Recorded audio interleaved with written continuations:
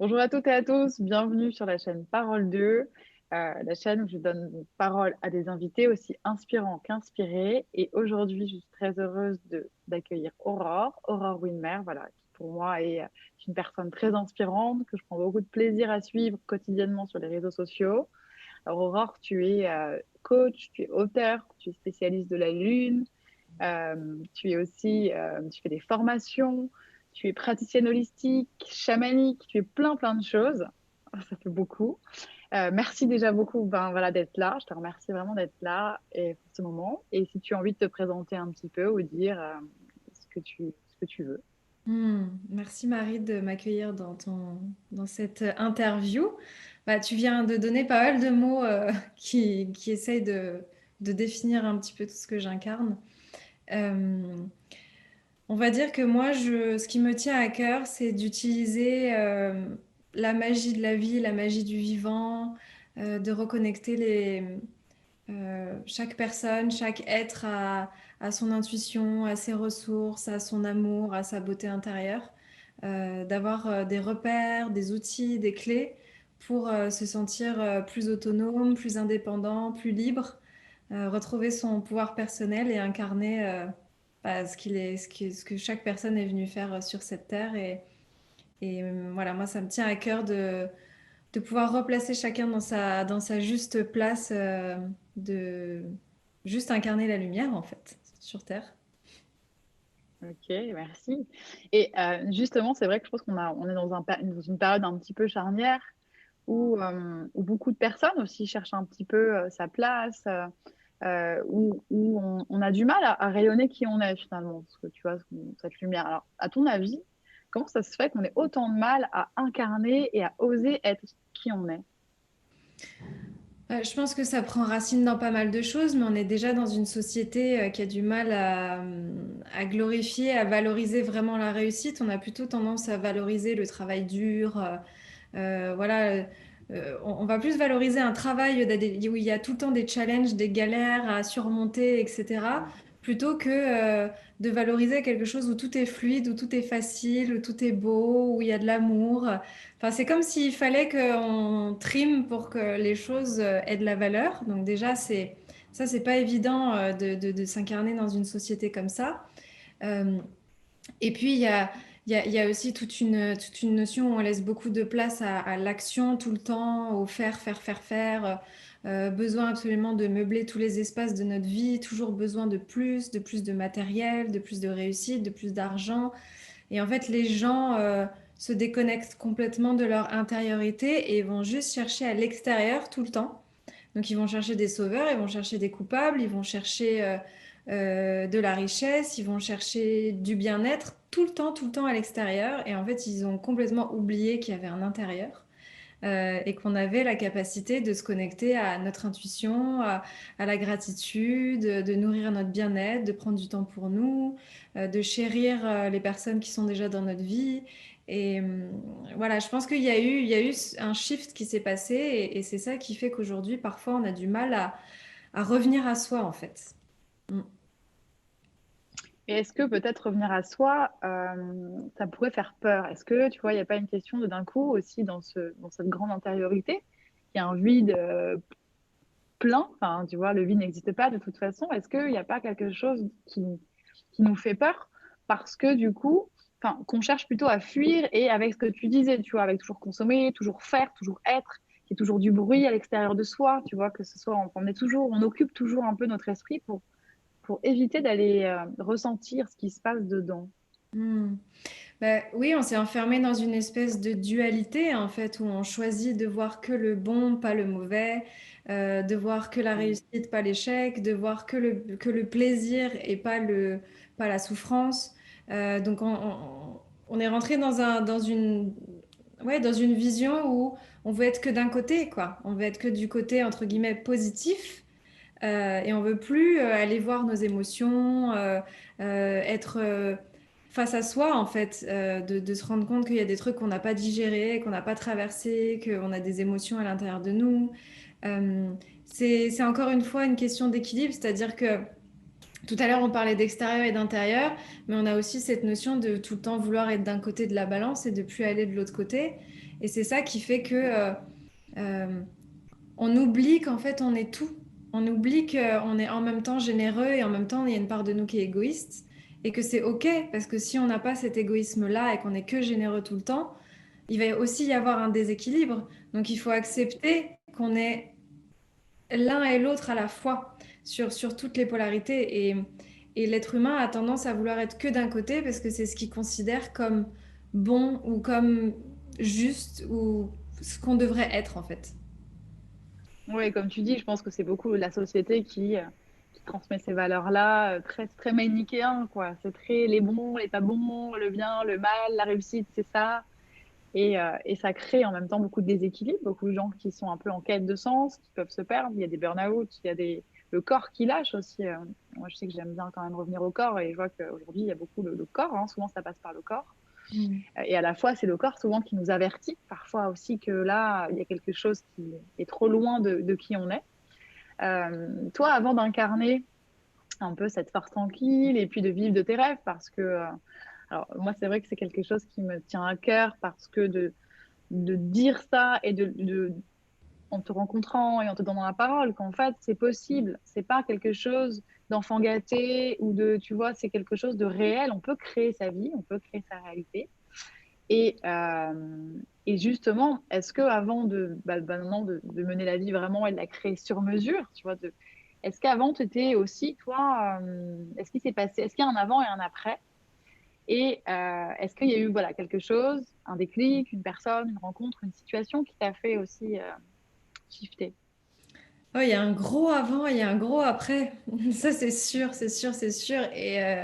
Et d'ailleurs, c'est pour ça que je suis hyper heureuse de le raconter dans mon livre là, qui va sortir fin février, où je raconte ces 3 années de transformation parce que, mon Dieu, mais j'étais pas du tout comme je suis aujourd'hui. C'est-à-dire que bon, je travaillais dans la communication, mais j'avais la sensation qu'il y avait comme un vide, que c'était vide de sens. Donc très rapidement, hein, avant même d'être dans tous ces trucs de développement spirituel, je sentais qu'il y avait un truc où j'étais pas pleinement épanouie. Et puis j'étais quelqu'un qui râlait beaucoup, qui s'aimait pas. J'ai été beaucoup des années, d'ailleurs c'est bien, ça me permet de le poser là aussi. J'ai été des années à beaucoup boire avec les amis, à sortir beaucoup. J'ai fumé de la drogue pendant 8 ans. Enfin, je suis scorpion, hein, donc autodestruction, je connais. Et j'ai été dans les extrêmes et dans un mal-être, un profond mal-être, hein. Je pense que j'ai vraiment été dépressive pendant quelques années de ma vie quand j'étais plus jeune. Je me supportais pas, j'aimais pas mon corps, j'aimais pas celle que j'étais, donc j'étais dans la dépendance affective.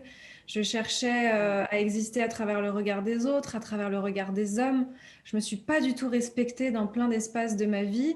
Et du coup, oui, j'étais vraiment, vraiment différente de celle que je suis aujourd'hui. Et moi, ce qui a été le déclic, ça a été une maladie, donc il y a 5 ans maintenant.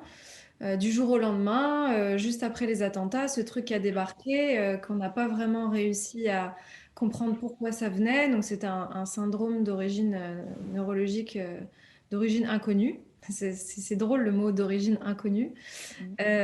Et en fait, c'est ça où voilà, du coup, je me suis retrouvée du jour au lendemain à pas pouvoir travailler, à prendre des médicaments et je me suis remise en question. Je me suis dit, bon, bah, c'est soit je reste là-dedans, je suis victime de mon corps, je suis victime de ce qui m'arrive et je cherche des coupables et c'est injuste et la vie est horrible.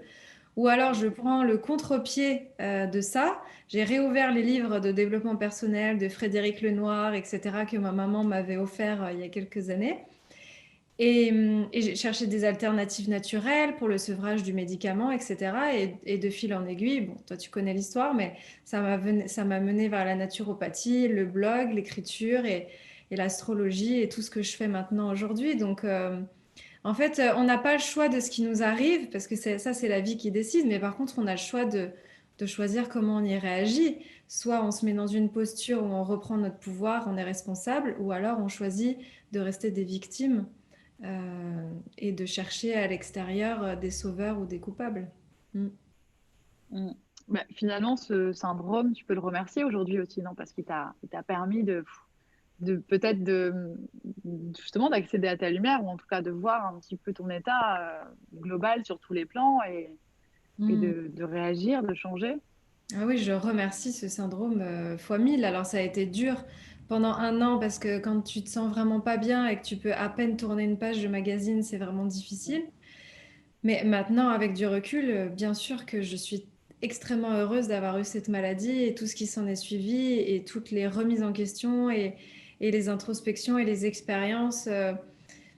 Parce que ça a été un parcours initiatique, c'est-à-dire que pendant 3 ans, jusqu'à l'année dernière, enfin à peu près, j'ai quand même pas arrêté de chercher, de faire des conférences, des stages, des retraites, voilà, j'étais vraiment dans une espèce d'exploration intense de tout ça. Et c'est là où je me suis rendu compte qu'en fait, c'était un retour à la maison et que pour moi, tout ça, c'était bien plus naturel et normal que ce dans quoi je vivais avant.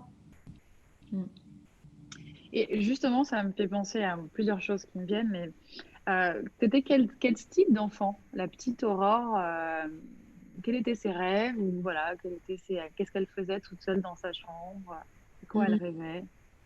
Bah, c'est une bonne question parce qu'effectivement, on voit qu'il y a déjà des choses. C'est-à-dire que moi, quand j'étais enfant, j'étais très connectée à la nature. Je partais des heures dans la forêt derrière chez nous pour aller parler aux arbres. Je me faisais des petits lits avec de la mousse. Je collectionnais les minéraux que j'achetais sur les foires et j'adorais ça. Je tirais les cartes avec des jeux de cartes normaux, hein, sans savoir vraiment ce que je faisais. C'était rouge, oui, non, noir. Enfin, tu vois, j'avais mis en place un système. Et puis je me créais des histoires et j'ai toujours dansé, j'ai toujours chanté. Je racontais les leçons à ma mère en faisant la roue dans le salon. Enfin, voilà, j'ai fait des années de danse, de chant. Quand j'étais en primaire, je créais des pièces de théâtre et je forçais presque un peu l'école à venir voir le spectacle de la pièce de théâtre, tu vois. Donc il y avait Génial. déjà un Ouais. esprit créatif un peu leader qui était C'est là. ça, j'allais te dire, il y avait déjà une âme de leaduse et de proactive. Ouais. Parce que c'est vrai qu'aujourd'hui, waouh, t'es une des plus, comment dire, proactives, je crois, d'Internet ou du milieu. Tu fais plein de choses, tu as une créativité très forte, tu développes plein de formations, c'est impressionnant, je trouve, tout ce que tu crées.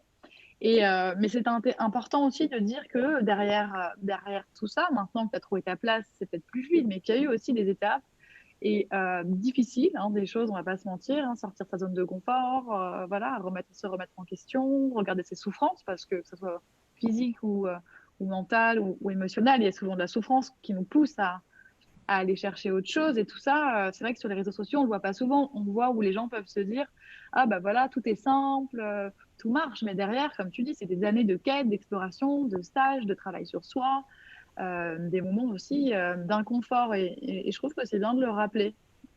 Oui, bah, ouais, ça a été beaucoup de sorties de zone de confort et d'oser. Moi, mon mot, c'est vraiment oser, je crois. Et effectivement, j'en ai un peu parlé dans un live où j'expliquais mon parcours. Enfin, je ne suis pas née avec des parents qui étaient dans le développement personnel. J'ai pas débarqué dans ce milieu-là avec tout qui était à ma disposition. C'est-à-dire que je suis passée d'un monde à l'autre euh, et je suis repartie de zéro. C'est-à-dire que j'ai quitté mon travail, je me suis mise au chômage, j'ai ouvert le statut de la micro-entreprise et puis je me suis mise à écrire sur le blog. J'ai énormément partagé, j'ai écrit beaucoup d'articles, j'étais très active sur les réseaux parce que j'avais cette soif d'apprendre et en même temps de transmettre parce que je trouvais ça tellement génial ce que je pouvais avoir pour moi que je voulais absolument aussi que les autres puissent l'avoir.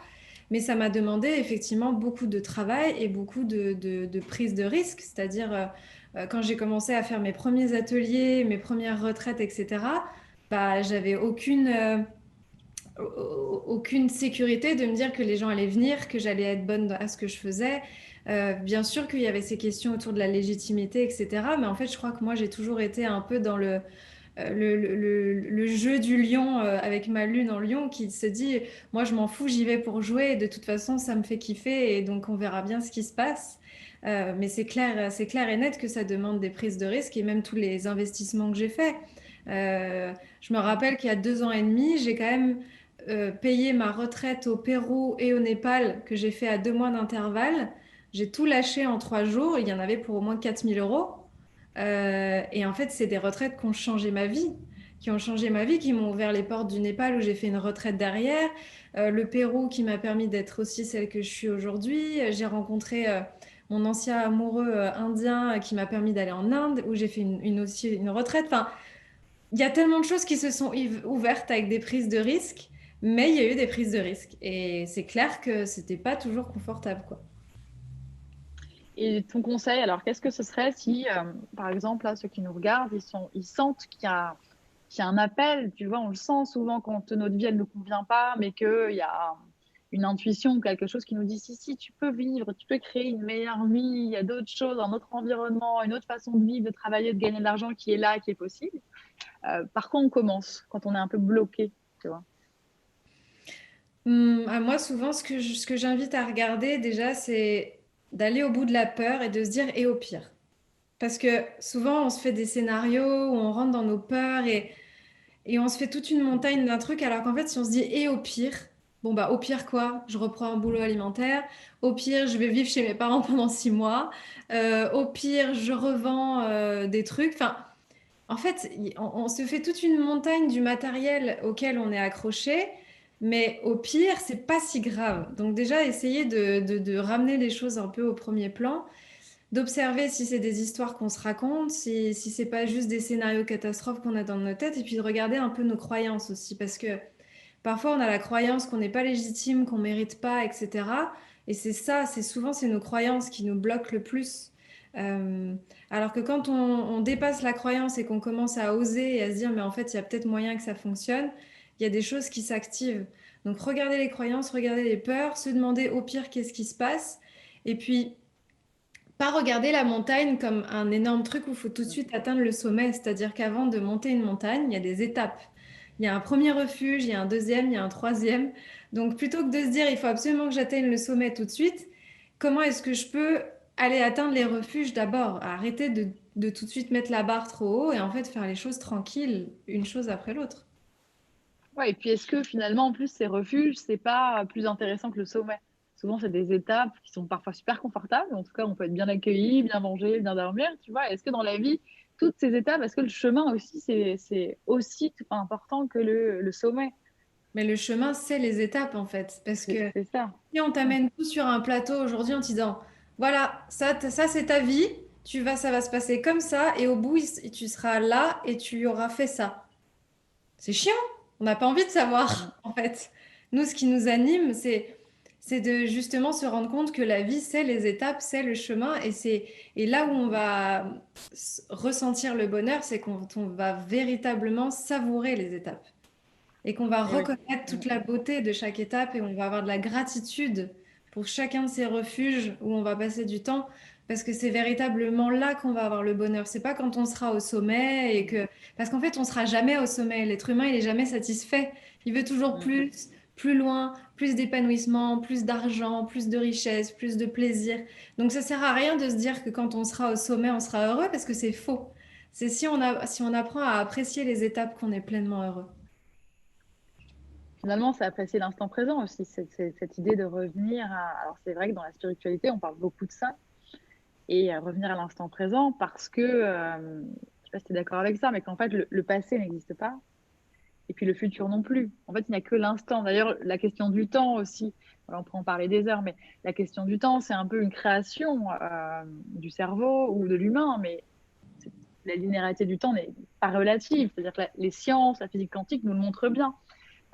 D'ailleurs, bon, sans aller trop loin, on pourrait aussi, je crois qu'il y a une histoire de toutes nos vies, si on croit à l'incarnation et au karma et aux différentes vies, elles se vivent en même temps, sur le même espace-temps. Donc, c'est vrai que l'angoisse du temps, de se sentir toujours pressé, en retard et tout, c'est vraiment des petites histoires, comme tu disais, qu'on se raconte, qui sont peut-être des excuses pour ne pas aller, tu vois, oser expérimenter. Et tout à l'heure, j'ai bien aimé parce que tu as dit quelque chose qui te résume bien aussi, que finalement, la vie est un jeu.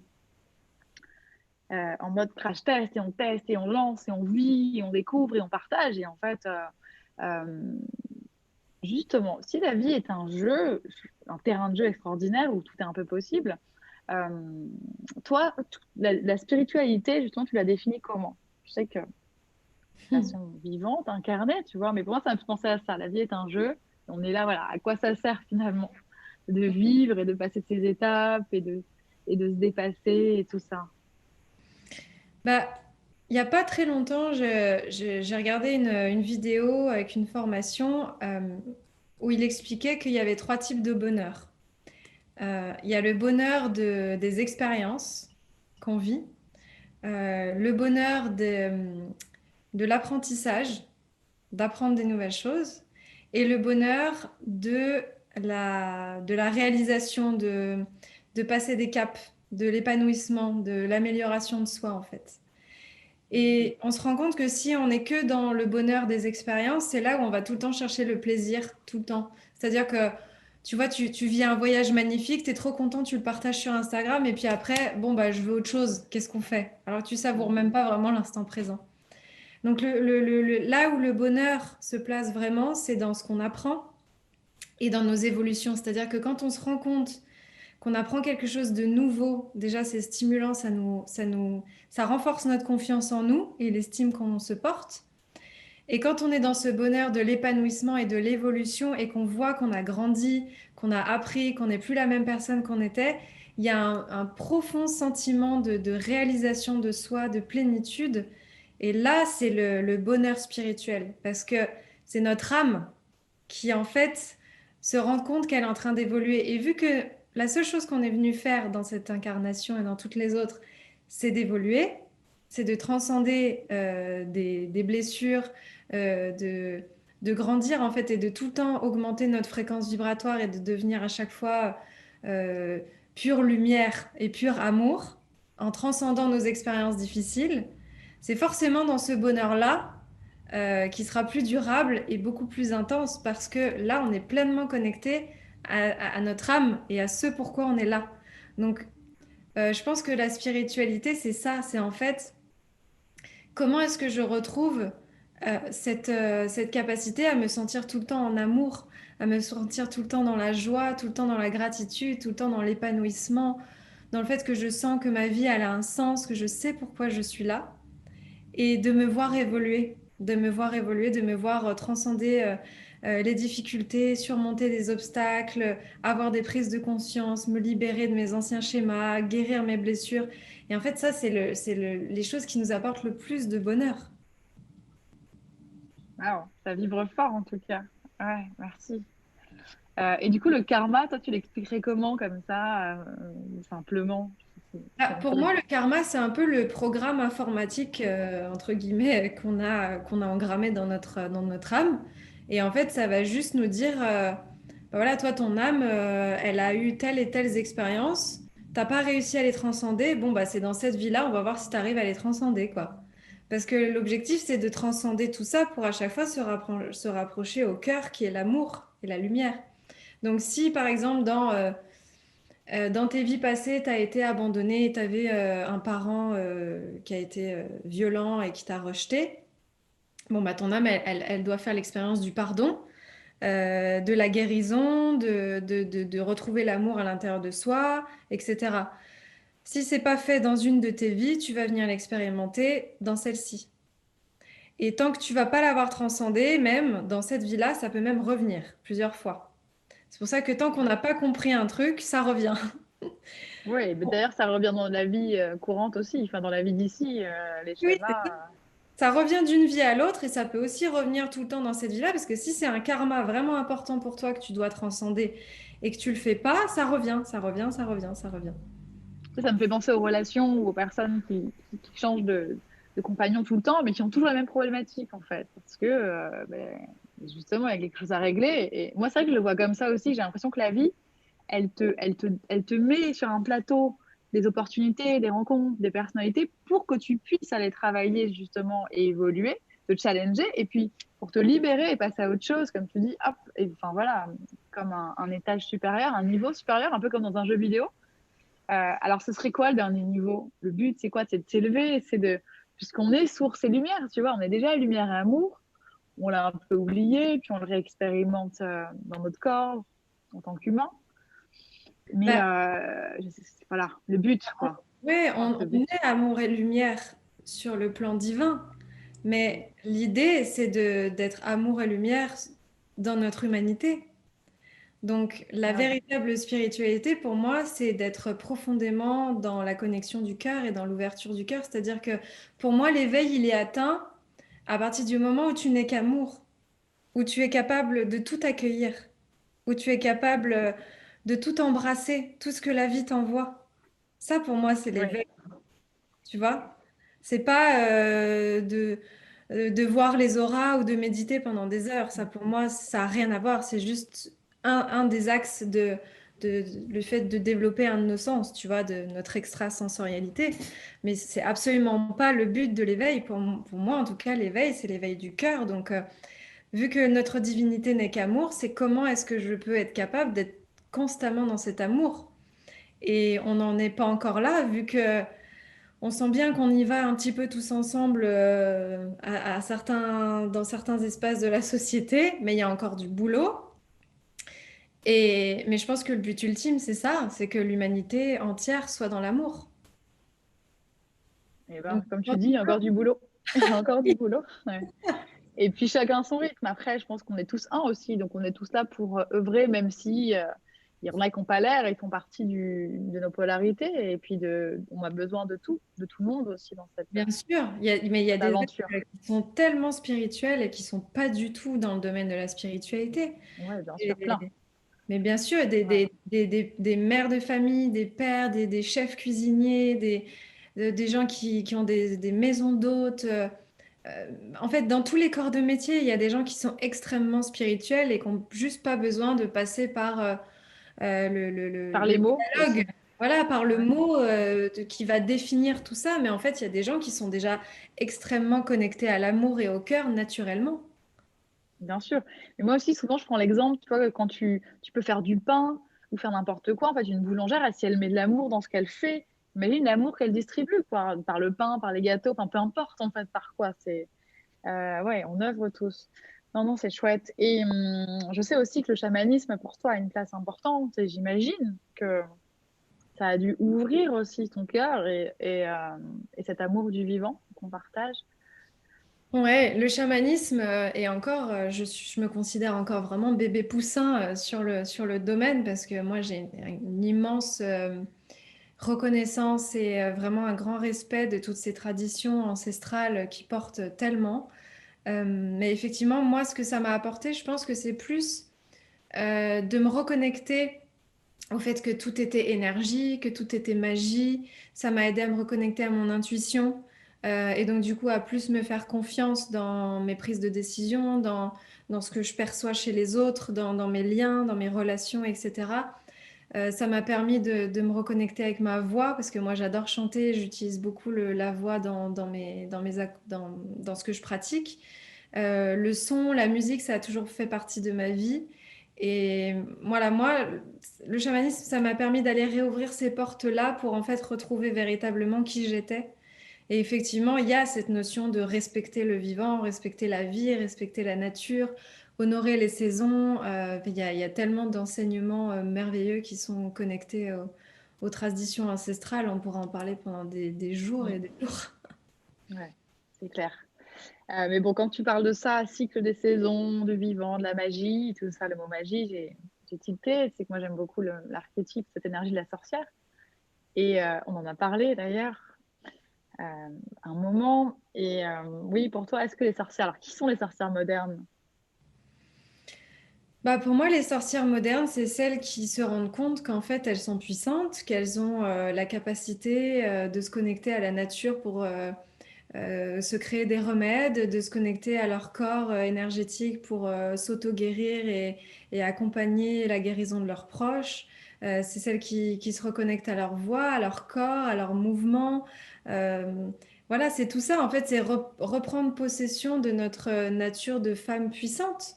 Et de plus être dans la soumission ni dans la domination parce que c'est de sortir en fait de cette vision duelle un peu masculine où il faut tout le temps être Mm, supérieur ou inférieur, tu vois. mm, Enfin, pour moi, une sorcière éclairée, c'est une sorcière qui sait qu'on est toutes connectées, qu'on a tout un rôle, qu'on a toute une essence qui nous est propre, qu'on a toutes des dons et des choses à offrir au monde, et que la seule chose qu'on a à faire, c'est de se reconnecter à ça et de faire notre part, en fait.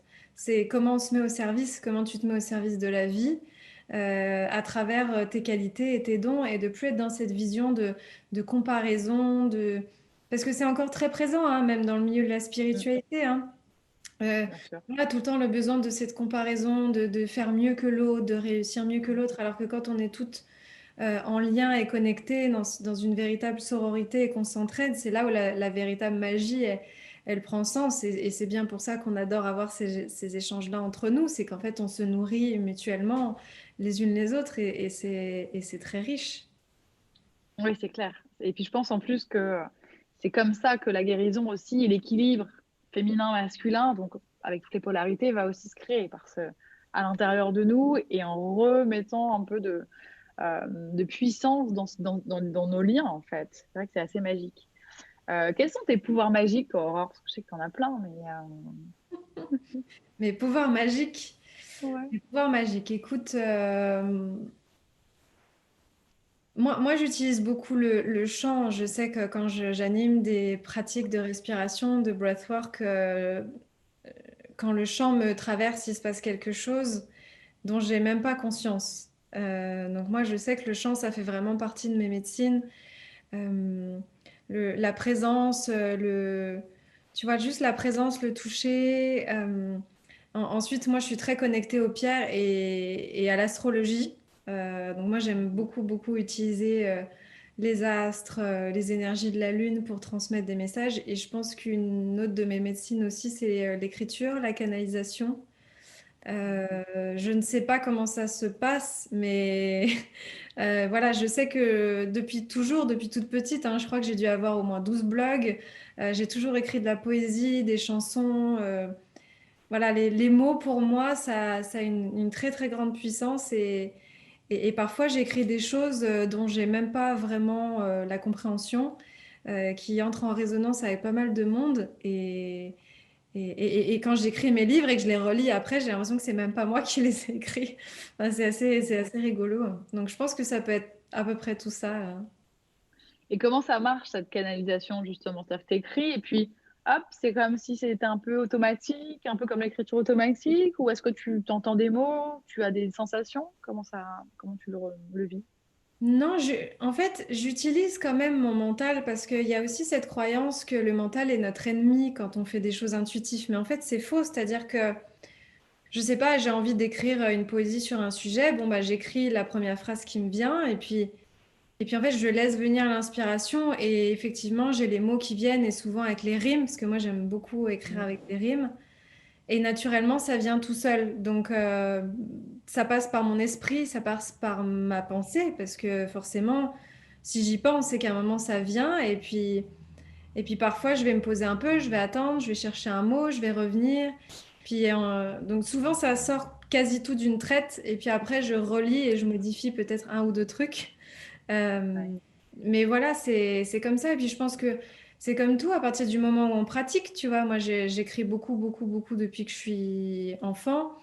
Euh, Il y a des gens qui, par exemple, vont avoir l'habitude de faire du sport ou de passer du temps à jardiner, etc. Bon, bah, c'est pareil, ils ont affiné leur capacité. Moi, l'écriture, j'en fais depuis très, très longtemps. Et donc, je pense que c'est aussi ça qui fait ça a été simplifié. C'est sûr. C'est comme tout, hein, c'est toujours c'est des mécanismes. Plus on pratique, plus c'est fluide, plus c'est naturel, plus ça fait partie de nous, même j'ai envie de dire. Mm. Et, euh, et du coup, quelles sont aussi tes sources d'inspiration? Comment tu te ressources déjà? Et voilà, qu'est-ce qui te fait du bien? Quelles sont tes sources d'inspiration? Alors, il y a divine, j'ai envie de dire, mais est-ce qu'il y a des choses aussi, des gens, des pratiques, des rituels? Je sais que tu pratiques des rituels.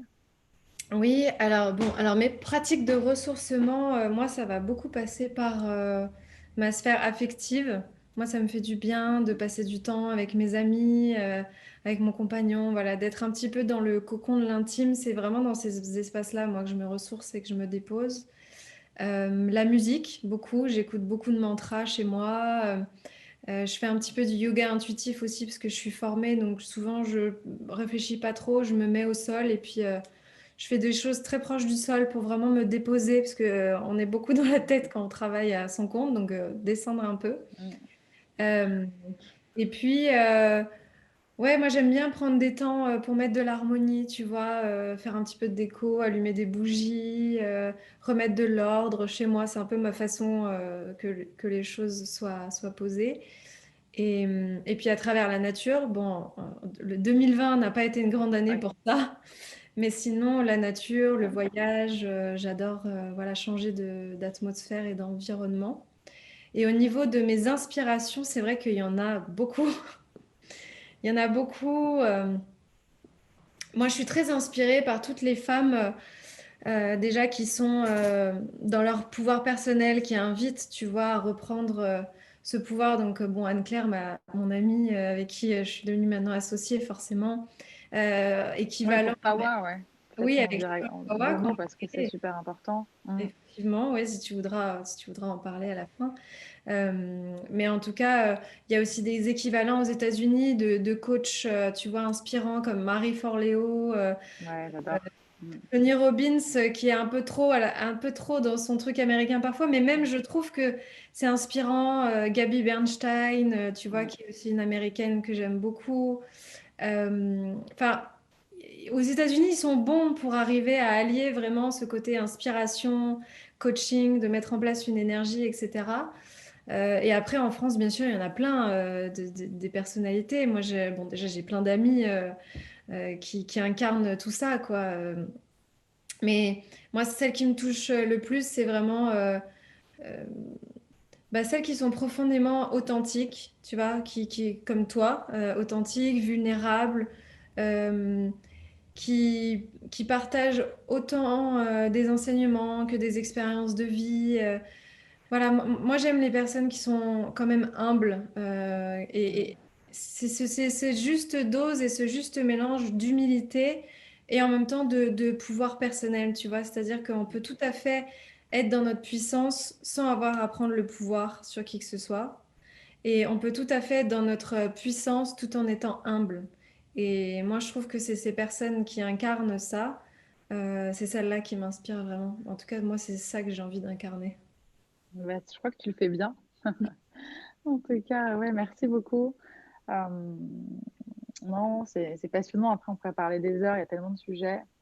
Mais bon, on va bientôt conclure. Et pour ça, j'avais envie de... On parlait des mots tout à l'heure et on aime les mots toutes les deux. Est-ce que toi, il y a un mot qui vibre fort pour toi? Alors, pas un mot qui te définit, mais en tout cas aujourd'hui, est-ce qu'il y a un mot qui vibre fort?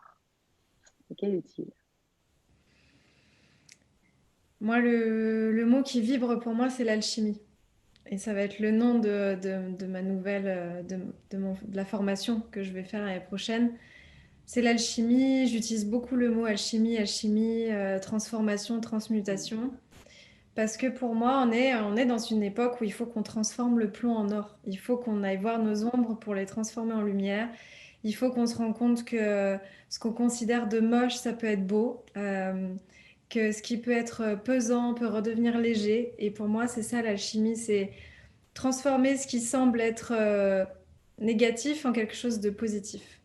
Et vivre cette alchimie dans un espace de transformation consciente pour faire comme le phénix et pouvoir renaître. Connaître. Et ouais. Et finalement, est-ce que la liberté, ce serait pas ça? Ce serait pas le fait de se métamorphoser, de se transformer sans cesse, et donc de la puissance, l'évolution et la liberté, est-ce que ce serait pas justement incarner constamment ce processus alchimique dont on est tous dotés, hein, et qui est même inhérent à la vie, hein. Moi, tu vois, je sais que je parle de détox parfois parce que j'ai créé une détox justement un peu alchimique, parce que les mouvements de vie, la vie c'est du mouvement, et elle tend toujours vers la lumière en fait. Oui, je pense qu'effectivement, la liberté, ça en fait partie. Et c'est pas pour rien qu'on est en train de vivre tout ce qu'on vit cette année. Parce qu'effectivement, l'être humain aspire profondément à être libre. Et tant qu'il est prisonnier de ses croyances, prisonnier de ses peurs, prisonnier de la société, prisonnier des obligations, des interdits, en fait, on peut s'emprisonner dans tellement de choses. On peut même s'enfermer dans une prison dorée avec Ouais. tous les biens matériels qu'on a, la sécurité de l'emploi, la sécurité de la famille, tout. Mais en fait, on n'est jamais vraiment libre. Donc, notre véritable bonheur, effectivement, il se trouve dans la liberté d'être soi, d'être qui on veut, d'incarner ce qu'on a envie d'incarner, d'oser réaliser et manifester tout ce qu'on a envie de faire. Et, et vu que tout à l'heure on parlait de bonheur, d'évolution et d'apprentissage, pour moi on ne peut pas apprendre et évoluer et transcender tout ce qu'on a à transcender si on passe pas par la liberté. C'est pas possible. Donc effectivement, la liberté, ça s'inscrit complètement dans ce processus alchimique qu'on est tous en train d'essayer de vivre à notre niveau. Ouais, comme on peut. Justement, 2020, grande année initiatique, hein, année sans fin. Ça y est, on y arrive bientôt. Mais qu'est-ce que pour toi, elle nous a apporté 2020, justement? Quelle est la grande initiation là ou les grandes initiations de cette année?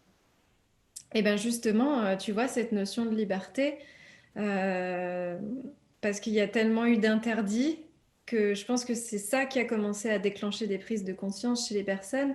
Et si là, on voit autant de monde qui ont envie de quitter leur boulot, qui se remettent en question, qui font des reconversions, qui ont envie d'accompagner, de soutenir et qui se posent vraiment les vraies questions de est-ce qu'ils sont vraiment heureux, pour moi, 2020, ça nous a tous ramenés au cœur de ce qui était vraiment important pour nous, en fait.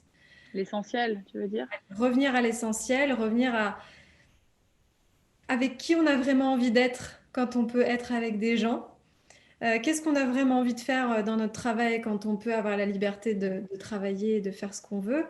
Euh, Comment est-ce qu'on a envie d'utiliser notre énergie quand on en a? Comment est-ce qu'on a envie de passer notre temps? Parce on s'est rendu compte avec cette année que le temps est précieux, notre habitat est précieux, le temps avec lequel on passe dans notre famille, c'est précieux, Mm. le travail, euh, tout, en fait, notre environnement. Et c'est ça où, à mon avis, 2020, ça a été ça, l'enseignement, c'est qu'est-ce qui est vraiment important pour toi? Et qu'est-ce que tu as envie d'incarner en fait véritablement dans cette vie? Ouais, dis donc, pas rien. Mais c'est précieux. Merci beaucoup. Euh, Merci beaucoup, Aurore. Écoute, j'ai envie de te demander une dernière petite question. Et puis après, si tu veux aussi nous parler un petit peu de Power et tes actualités. Ce que tu mijotes dans ton chaudron magique en ce moment. Donc, si tu avais justement, enfin, je sais que tu as une baguette magique. Et là, il y avait trois vœux. Enfin, trois, ou un, ou deux, ou voilà, un rêve, un vœu tout de suite. Qu'est-ce que ce serait? Euh, c'est une question rigolote. Alors le premier, je pense que ce serait de plus avoir à me soucier de l'aspect financier, parce que comme ça, je pourrais juste travailler et faire tout ce que j'ai envie de faire sans réfléchir à ça. Parce que même si pour moi, voilà, valoriser son travail, l'argent, etc., c'est hyper important, j'avoue qu'il y a des moments, j'aimerais être détachée de tout ça et juste me dire, j'accompagne les gens, je fais ce que je veux et tout, sans me prendre la tête. J'ai envie de créer un gîte, d'accueillir, d'ouvrir un lieu, tu vois, un lieu de vie pour faire mes stages, mes retraites. Donc ça ferait partie du coup de ce vœu-là par rapport à l'argent. Euh, le deuxième, je pense que ce serait peut-être de pouvoir montrer à tout le monde euh, qu'on a tous des ressources, tu vois, que comme supprimer cette espèce de suprématie de tous ces gens qui nous contrôlent un peu inconsciemment, comme si je pouvais dire aux gens, réveillez-vous. Pour qu'on puisse voir véritablement ce qui se passe, sortir un peu de la matrice dans laquelle on est enfermé quand on n'a pas encore ouvert les yeux. Euh, Comme un filtre de vérité, tu veux dire? Ouais, voilà, c'est ça. Tu jetterais un filtre de vérité sur le monde entier. Ouais, ça pourrait être intéressant, je pense. Ça serait rock'n'roll. Ça serait rock'n'roll, mais bon, ouais. Mm. Mais ça pourrait être rigolo. Tu vois, C'est plutôt que sûr. de dire la paix dans le monde, je trouve que ça, c'est plus Ouais. intéressant parce que ça replace après chacun au cœur de comment il choisit d'en faire Qu'est-ce qui quelque nourrit? chose. Ouais, qu'est-ce qui nourrit? Ouais. Voilà, c'est ça. Et puis la troisième, écoute, je pense que ce serait, euh, bah, je sais pas pourquoi, mais moi, ce qui me vient, c'est juste de pouvoir continuer à avoir des corps en équilibre. Donc, un corps physique en bonne santé, un corps Mm. émotionnel autonome, et puis un corps mental assez clair avec du discernement. Et voilà, je pense que ce serait ça, d'arriver à continuer à être dans une forme d'équilibre qui me permet bah, de continuer à aller là où je dois aller, quoi. Mm. C'est ce qui Ah, me vient merci. naturellement. C'est un beau programme. Merci beaucoup. Est-ce que tu peux nous dire justement deux, trois mots sur cette formidable école, j'allais dire écueil, école d'éveil Mm. que tu as créée avec Anne-Claire? D'ailleurs, merci beaucoup parce que je trouve ça, on en a vraiment besoin, ce beau projet. Mm. Bah oui, merci. D'ailleurs, tu en fais partie parce que Ouais, et nous as fait l'honneur très, très fière de mettre ma petite pierre, mon petit caillou à, d'apporter ça, voilà, à cette énergie-là. une Mm. formation. Écoute, Pawa, c'est une école, c'est un site dédié à l'éveil de la conscience pour que chacun justement retrouve son autonomie et son pouvoir personnel. Donc, ça faisait déjà 2, 3 ans, moi, que j'avais ça en tête et on a osé se lancer et se jeter à l'eau avec Anne-Claire il y a quelques mois. Donc, c'est un pari parce que, ben, voilà, on a fait une levée de fonds. On va voir comment ça va prendre sur la suite. On espère que ça va plaire, que les gens vont s'abonner pour avoir accès au contenu, puisqu'en fait, sur le site, donc là, il y a déjà actuellement 17 vidéos de formation et il va y en avoir 5, 6 nouvelles tous les mois. Et donc, c'est des formations qui sont entre 45 minutes et 2 heures sur plein de sujets de développement personnel, spirituel, le bien-être. Donc, c'est génial parce que ça permet vraiment aux gens de découvrir plein de choses, d'apprendre plein de choses sur plein de sujets différents, Mm. plutôt que d'aller payer des formations un peu partout. Et, et C'est voilà. quoi une sorte de boîte à outils vivante? Oui, voilà, c'est ça, avec plein d'experts qu'on a sélectionnés avec le cœur, qui incarnent aussi les valeurs que nous, on veut transmettre. Et on espère que, voilà, que l'aventure va être viable, on y croit, parce que bah, c'est un projet pour l'instant qui est complètement bénévole de notre part, c'est-à-dire que nous, on ne se rémunère pas, on paye les équipes qui travaillent sur le site, les experts, parce que c'était très important pour nous de pouvoir rémunérer les experts. Et effectivement, voilà, on demande à l'univers en tout cas de nous soutenir et éventuellement les personnes qui regarderont peut-être cette vidéo d'aller faire Ouais. un tour sur l'école. Ouais. Mm. Sur la Power School, ça s'appelle. Voilà. Pawa.school, Pawa.school. Ok, super. Et toi, en ce moment, est-ce que tu as une actualité, quelque chose que tu as envie de nous partager? Bah écoute, comme tu dis, il y a toujours pas mal de choses. Ok. Après, bon, j'ai hâte que mon livre sorte fin février. Hâte et en même temps l'appréhension parce que bah, je raconte ma vie dedans et c'est pas facile. Un Euh, livre plus intime. Voilà, c'est un journal intime, donc effectivement, c'est assez engageant. Après, je fais une formation qui s'appelle Créer sa vie février-mars pour toutes les personnes justement qui veulent oser comprendre comment ça fonctionne l'abondance, créer leurs offres, euh, voilà, comprendre exactement ce qui se passe à l'intérieur d'eux, avancer, se lancer, enfin voilà, dépasser un peu toutes les croyances qui peuvent parfois les bloquer. Donc ça, c'est comme un grand coaching collectif pour passer un cap, quoi. Et puis après, ce qui me tiendra à cœur et ce que je vais lancer très bientôt pour la rentrée prochaine, il y aura une formation en astrologie incarnée. Donc ça, je suis vraiment très très heureuse parce que ça va allier l'astrologie avec des outils holistiques d'accompagnement, de coaching et tout. Donc c'est complètement Trop bien. novateur et Ouais. je suis très très heureuse de faire ça. Et puis je lancerai un cursus aussi en présentiel à Lyon sur 7 week-ends pour former et accompagner des praticiens en holistique, en transformation, où je vais aussi transmettre et faire vivre tous ces outils que j'utilise. Voilà.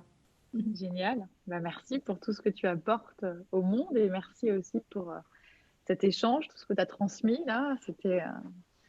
J'étais heureuse de passer ce moment avec toi. Voilà. J'espère aussi que ça vous aura plu. Si c'est le cas, n'hésitez pas à liker la vidéo, mettre un petit pouce et vous abonner à la chaîne aussi pour voilà, pouvoir suivre tous ces échanges. Merci beaucoup, Aurore. Merci à toi, Marie, pour ce temps, cette très chouette interview. C'était un grand plaisir.